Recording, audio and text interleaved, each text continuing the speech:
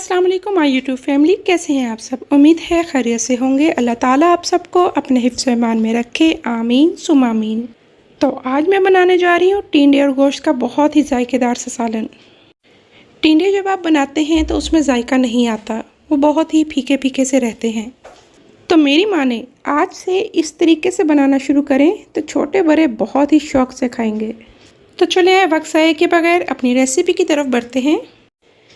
यहाँ पर मैंने 3 पाव यानी 750 ग्राम टिंडे लिए हैं।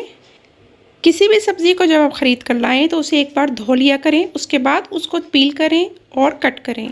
यहाँ पर मैंने टिंडे धो लिए हैं अच्छी तरह और उसके बाद इनको इस तरह से छुरी की मदद से ऊपर से छील रही हूँ। इनका छिलका उतारने के बाद ऊपर और नीचे से इस तरह से थोड़ा थोड़ा काट लें और 2 से 4 टुकड़ों में इसको बीच में से काट लें। अब इनको अगेन 1 से 2 बार मैं इसको रिंस कर लूँगी ताकि कोई भी छिलका इसके ऊपर थोड़ा बहुत रह गया है तो वो उतर जाए। अब इसमें 1 चाय का चम्मच सुरख मिर्च, आधा चम्मच हल्दी और आधा चम्मच ही नमक डाल देंगे। अब इसमें 2 से 3 हरी मिर्चें बारीक बारीक कुतर कर डाल दें। साथ ही साथ इसमें 1 से 1.5 कप पानी शामिल करें और इसे ढककर 15 से 20 मिनट दरमियानी आंच पर पकने दें। अब यहाँ पर मैंने 3 पाव गोश्त लिया है। ये मैंने गाय का गोश्त लिया है क्योंकि बकरे का गोश्त तो बहुत महंगा हो चुका है। अगर आप चाहें तो बकरे का गोश्त भी ले सकते हैं। गोश्त यूज़ करने से पहले मैं इसको एक बार इस तरह से उबाल लेती हूँ और इसको अच्छे से रिंस कर लें। यहाँ पर मैं प्रेशर कुकर का इस्तेमाल करूँगी, आप चाहें तो पतीली का भी इस्तेमाल कर सकते हैं। आधा कप तेल लिया, उसमें 3 से 4 टुकड़े दालचीनी और 1 अदद बड़ी इलायची डालें। अब इसमें 2 दरमियाने साइज़ के प्याज मैंने बारीक बारीक काट कर डाले और इसको इतना पकाएं कि ये लाइट गोल्डन कलर के हो जाएं। ये देखें इसका कलर कितना खूबसूरत सा आ चुका है। अब मैं इसमें गोश्त शामिल करूंगी और साथ ही साथ इसमें 1 खाने का चम्मच अदरक लहसुन का पेस्ट शामिल करूंगी। इसको अच्छे से भून लें।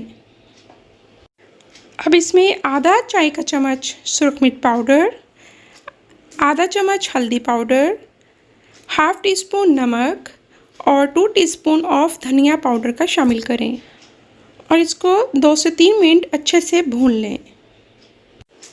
ये देखें मसालों की अच्छी सी खुशबू आने लगी है।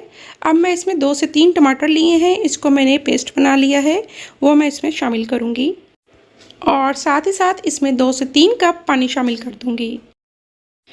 अब मैं इसे प्रेशर में पकाऊंगी। ये तकरीबन आधे से पौने घंटे में अच्छे से गल जाएगा।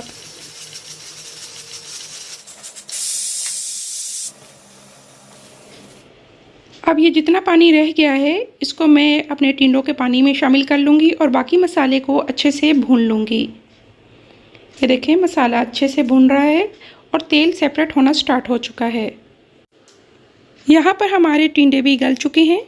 जब टिंडे मैंने पकने के लिए रखे थे तो इसमें मैंने 1/4 कप तेल का भी शामिल किया था। अब इसको हम अपने गोश्त में शामिल करेंगे और जितना शोरबा आपको चाहिए आप उस हिसाब से कम या ज़्यादा कर सकते हैं। फिर शामिल करने के बाद मैं 5 से 10 मिनट इसको हल्की आंच पर पकने दूंगी। इसके बाद इसके ऊपर से हरा धनिया, हरी मिर्च और गरम मसाला शामिल करें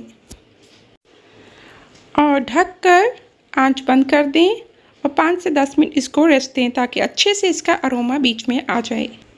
ये देखें कितने अच्छे से ऑयल ऊपर आ चुका है और हमारा मज़ेदार सा सालन रेडी हो चुका है। जब इसकी लुक इतनी मज़े की हो तो कौन इसको खाना पसंद नहीं करेगा।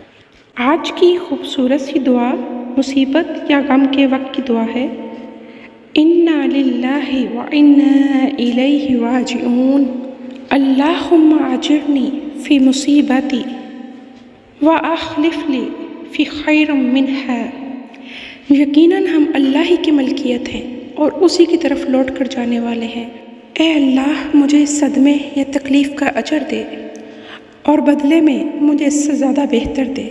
आमीन सुम आमीन। अपनी दुआओं में शामिल रखिएगा। मिलते हैं अपनी किसी नेक्स्ट वीडियो में। तब तक के लिए अल्लाह हाफिज़। Thanks for watching. Like, subscribe and share.